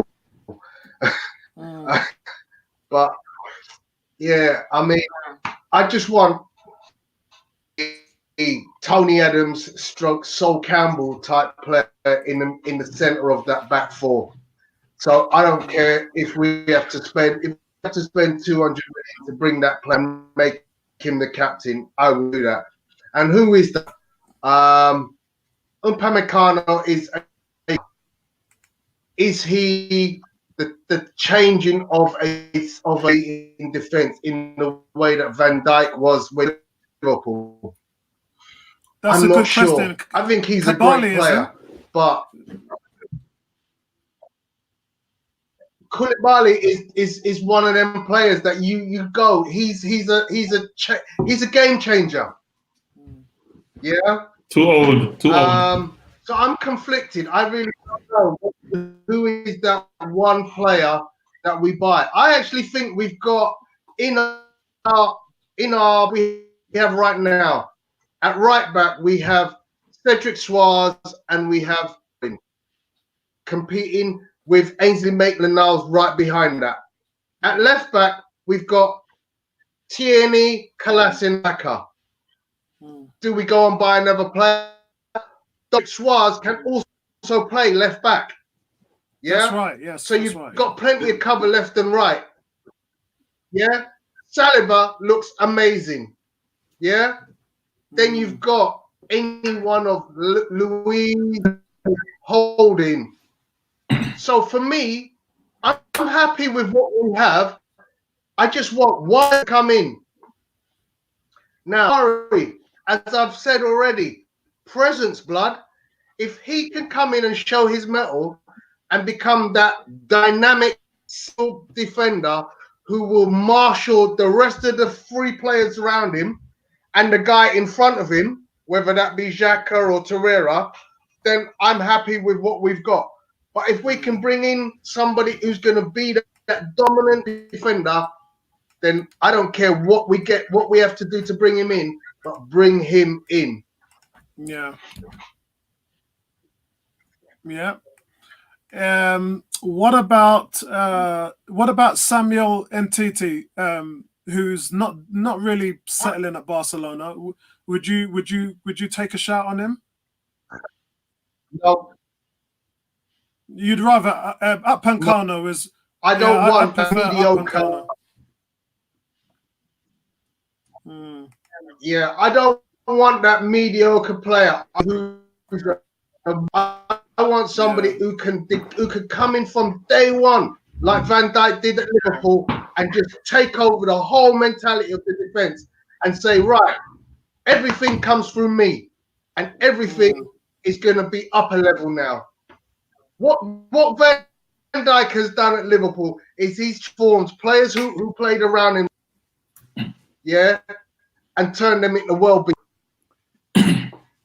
Yeah. I mean, Emery is saying Hakimi is still owned by Madrid and they won't sell him. So yeah, that's pretty much what Vincey is saying. It's a real shame. Arsenal fan circle saying I don't think any of us really make TT. I just really wanted to put it out there because he is going to be available. It's not worked out for him. He's going to be on the transfer market this summer. There's no doubt about that. I think when Bertram talked about Bellerin and I said Bellerin's going to be the captain, I do believe this summer that Aubameyang's going to be sold on. I think he's going to move on.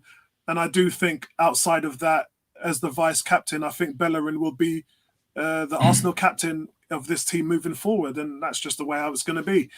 African Guna, who would be your back four moving forward? Yeah, I think I agree with most of the panel. For me, realistically, we're not going to spend any money on a right back or a left back. Come on, we already know that it's a given for us. I think all the money we're going to have is going to be spent on one center back, and I'm hoping the rest is going to be spent on a creative midfielder and get rid of Mkhitaryan and El Neni and all these other players, so we can buff up our squad with at least above average players. Get rid of all these players who haven't delivered for the past couple of seasons. And yeah, I think for me, Bellerin, to be honest, I don't think he's ready to be captain, but I mean, if he is, so be it. I'm not too bothered by it. I still think he needs to improve a lot. I think going forward, he's not doing enough for me, but I'm giving him some time considering he just came back from a pretty bad injury. I think, yes, Saliba looks like a monster, for his age. I'm really hoping that, he takes the league by storm and there isn't any settling into it like Pepe has. I think for me, I've kind of given up on Pepe this season. I don't think he's going to have as much of an impact as we would have liked him to be. So hopefully Saliba can do that and get rid of, David Luiz, Socrates, Chambers. I'm sorry, Holding. All these guys are just not good enough and they're injury prone. Clean slate, but bring in Koulibaly or Upamecano, one of those two. I don't really know any other upcoming, teenager that like De Ligt. I think we missed the boat on that one. So yeah. I'm really hoping that Tierney pushes on next season, gets a good run of games and proves to us that he could be a dominant force for us. But if not, we have great coverage in Saka. I think Saka's going to be with us for the next 4 or 5 years unless Madrid or Barca come poaching. Yeah. Listen, big shout out to Alex in the chat. Alex, if you guys aren't subscribed to Cannon for the TV, please go out there and subscribe and support his channel. Fantastic content on there as always. And listen, talking about, I don't know where my 3,500 views came from last week, but man, that was massive. And he's saying, big up to Ray as well in the chat. I think that for me, it is a tough one. And I think Tony's answer in terms of Pablo Mauri, that is the anomaly. That's the red herring. That's the trick that if we fix it, could solve everything. Listen, when we brought in Koscielny, he turned out to be our best defender at the club. Yeah, we were a mess before he came in. And when we brought him in, he was rock solid. We know that the likes of Socrates and Mustafi is probably going to be sold in the summer. But there's Chambers and Rob Holding here as well. What do we do with those two? I'm not sure whether we're either going to make the big splash and get up Pancano or Pablo Mauri is going to work out and we're going to offer him a long-term deal. And we'll know that early. Remember, guys, he's here on loan. It's a 6-month loan with an option to buy. But Arsenal are allowed to sign a when a player's contract is running out in the summer, you're allowed to sign a pre-contract in the last 6 months. So whether it's Cedric Soares or Pablo Mauri, both players can sign a pre-contract for this summer. That's what they're allowed to do. And if Pablo Mauri delivers, I think we're going to see something really hard come out as opposed to him stapling down that position, because William Saliba looks so good. So good. It's just the injuries that have really worried me. You get that with young players sometimes. So listen, I'm going to go out on a limb and say that we're not going to buy a top class defender. I think Pablo Mauri is going to work out. He's the best defender in South American football. I think he's going to shock Arsenal fans. And I think we're going to go with Bellerin. I think it's going to be Pablo Mauri, William Saliba, and I honestly think that. All right, I'll go with Kieran Tierney. I don't see Saka. I don't see Saka losing that spot. I do see the fact that Arteta will talk him into taking that spot, and him coming being another Mendy, like Manchester City. Listen, the importance of having someone who can run up and down and create and support the front line and still defend is so important. I just haven't seen that from Tierney yet. It probably may happen, but Tierney's got a lot of work to do to get that position back and supply performances like Saka has done of late. So I'm going right now for. I'm going to go Sacco. I'm going to go Sacco, Saliba, Pablo Mauri, and Bellerin. And I don't think we're going to go big in the summer with a defender. I think we're going to go big in the summer for a midfielder. That's what I think. If I may, Apollo, I feel like you're putting a lot of expectation on Mauri right now. Like we haven't even play yet, man. We got to relax. Like let him play 2-3 games, and then best player in South America. All these titles, man. We've been here. We've been here before. We've been here many times before where we signed these players and we gassed them up, and then boom, in our face. So well, I don't think we're gassing him up. I'm going on the performances I've seen him play. I've actually gone back and watched 4 games for Flamengo. It's Brazilian league. I mean, you can't compare that to the Premier League, man. He comes here, against Harry Kane, against any of these guys. My only comment on that would be a couple of things. Mm-hmm. One is that I agree it's a South American league, but Edu must have seen him a lot, like he saw Martinelli. So there's something there. Secondly, he did play against Liverpool. Yeah, he beat up Mane. Yeah, and he did play well. So, look, I haven't seen enough of him to make a judgment as to whether or not he's the solution. But I do think our midfield needs are just as big as our defensive needs. You need athletes in your midfield. We have no athletes in our midfield. Yeah. Someone like a Decore who can go box to box is somebody we need athletes. Look at Ndidi, look at Kante. That's the new center midfielder. Someone can run all day, break up plays. We don't have that.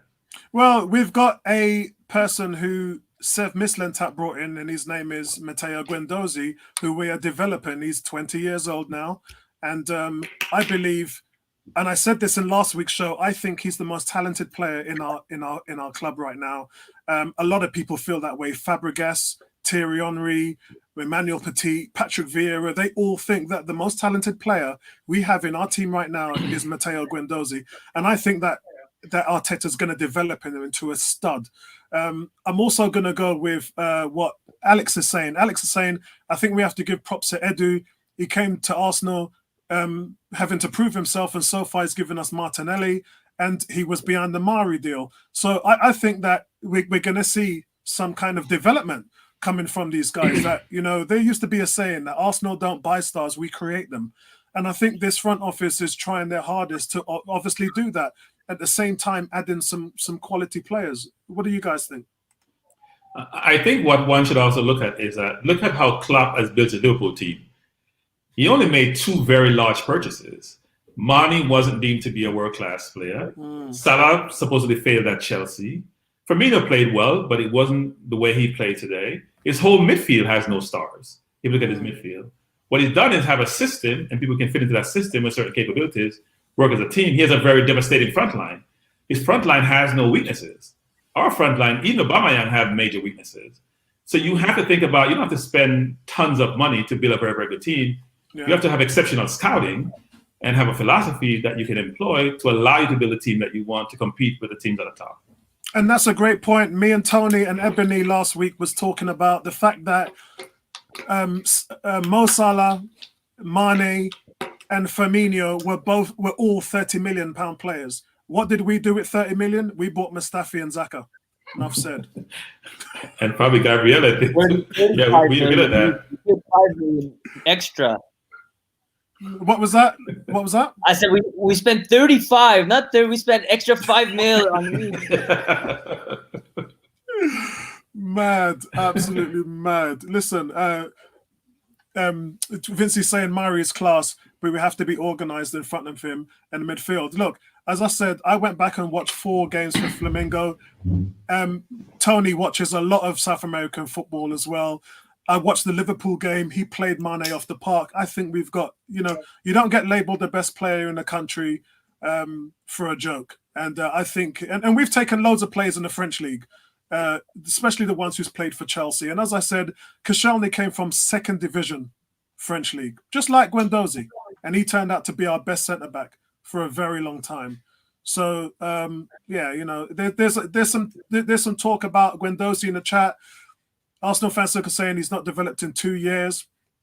And again, I did make the point that in the first 8 games, Arsenal were in 3rd place in the league this season. And Guendouzi won 4 man of the matches in our first 7 games. So let's remember that when we're talking about his development. And he was 19 then. He's only just recently turned 20. Alex is saying, for me, there's still a question mark over Guendouzi. Yes, you're correct because of his age and his development. He's still very young in his development. Only just turned 20. Players don't hit their prime until 25, 26, 27. He's got a long way to go. Emery saying he holds onto the ball for too long and gets caught in possession a lot. And that, for me, is his Achilles heel. For me, that's what Arteta's got to work on, because that has cost us and himself many times before. We talked about Pepe as well, holding onto the ball, trying to do a shimmy and trying to do the Ronaldo footwork. Arteta don't like that. He likes to play the ball quickly, let the ball do the movement, not the player.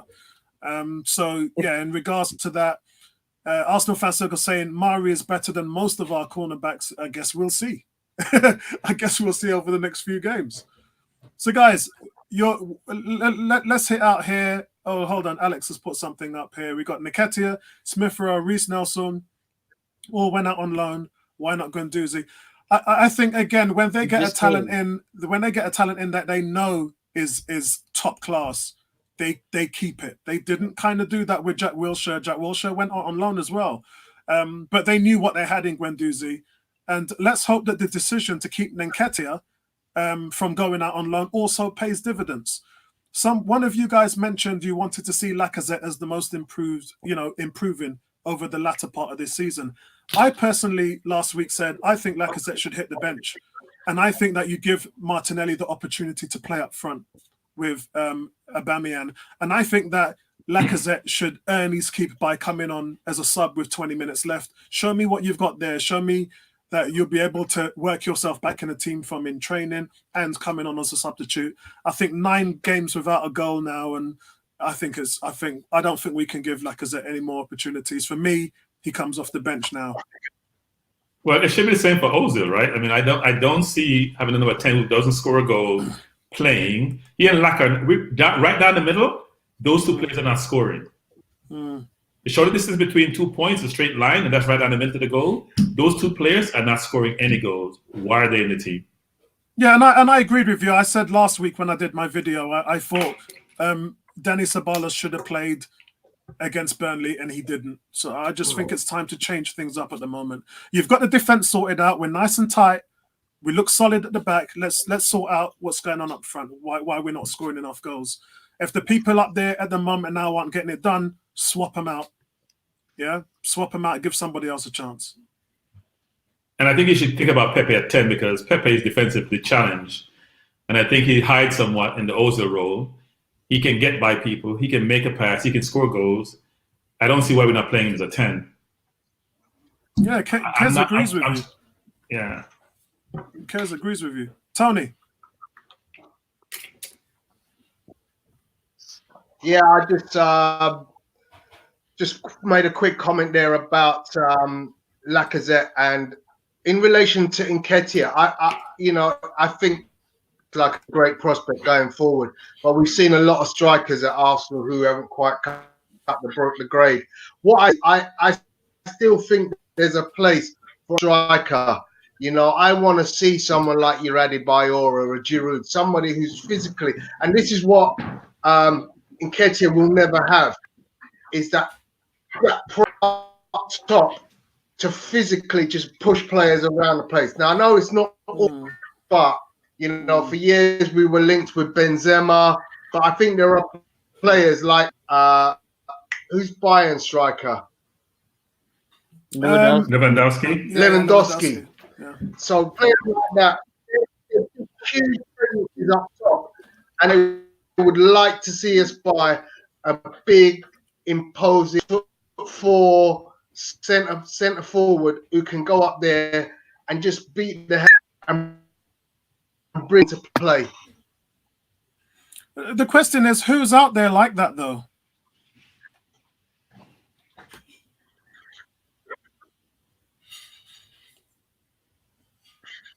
Yeah, is there anybody out there like that, Tony? Yeah, there's players like that, to be honest, Apollo. You just need to look up and down the league. Exist. Yeah, I do. Look, Harry Kane is another example. He's a player who can bring in players. and he's not even that great. But there are loads of big, tall players. You know, like back in the day, we would have laughed at Emil Heskey. But, you know, Emil Heskey did a huge job for England and Liverpool in that he was a battering ram. You know, you look at the player Giroud, Man United just let Baku. We had that in Giroud and we sold him. Yeah, I think football has changed, though, hasn't it? So I just think no, we still need that kind of player. It's a plan B to your round up front. Yeah, I agree. That is a plan B. As far as that goes, plan Bs should be in effect. And this team hasn't got a plan B. Giroud was our plan B, and we let him go. Yeah. And he was a good plan B. Yeah, he was. I mean, 20 goals a season. You can't complain about it. He did what he could. But, you know, Giroud's 33 years old now. Yeah. What I can assimilate this to is, look at what Houston Rockets just did against the LA Lakers with not one single player over against three of the biggest guys, 7 players against the Lakers and won. But that doesn't work all the time. So you have to be adaptable to be playing, okay, I'm playing Burnley this weekend. Well, I'll tell you what, Eddie and Kids get eaten. So you need an option to be able to batter against those big imposing central defenders. Yeah, and Alex makes another good point. You know, Danny Welbeck was also our plan B last season, and that worked out really well. I remember when we were drawing Leicester 1-1 at home, and we brought Welbeck on with 5 minutes to go, and he got that headed goal in, and we ended up winning 2-1. He didn't score a lot of goals, but Danny worked his socks off. What is he even doing now? I mean, he's at Watford, and I don't even know whether he's even playing. I walked past. He played for 5 minutes yesterday. He played yesterday for about 5 minutes. Yeah, it was mad. Last night I went into Watford and to watch the Birds of Prey DC Harley Quinn movie, and they've got a big poster of all the Watford players. And I saw his face, and I was like, "This dude right here, what's happened to him? You know, he must be getting paid a wad in that free transfer money. It's just like his career's done now. They're not even going to use him as an option. So sad. Ruined by injuries. Yeah, I totally agree, mate. Totally agree, man. Mbappe, Vince is saying Mbappe for 100 million. We nearly had a plan B. That's so disappointing. That was one of Wenger's. Oh, we nearly signed Ronaldo. We nearly signed Mbappe. I think that's the point about Wenger, though, which is at least Wenger gets an audience with these players. Right? Some managers don't even get an audience. So the fact that he almost convinced Mbappe to come to us was a good show. Yeah, it's a real shame about him. But listen, guys, we've got Newcastle to look forward to next Sunday, so that's going to be really important for us. And I think all of us by now are expecting that we need to have 3 points from that game. We've played well. We've gone through a lot of draws, too many really, and I think we all would expect to see a victory. I think it's going to be a 2-0 home win against Newcastle. What do you guys think?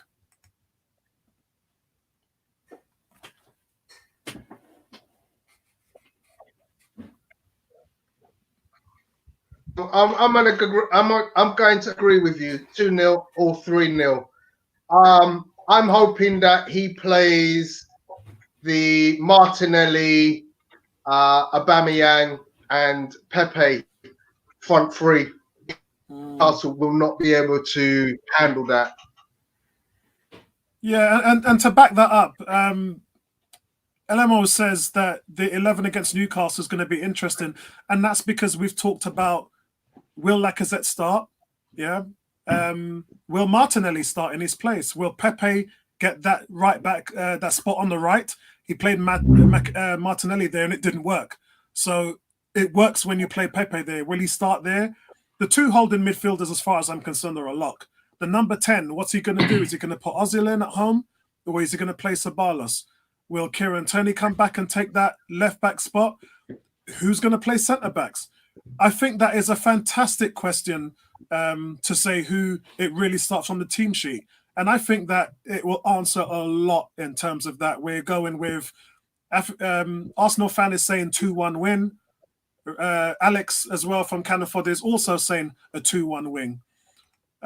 It really is about the team sheet, guys. Bertram, what do you think is going to happen there? It's about, as you said, it's about the team sheet. If he plays the same team he's been playing for the last number of games, we'll struggle to win.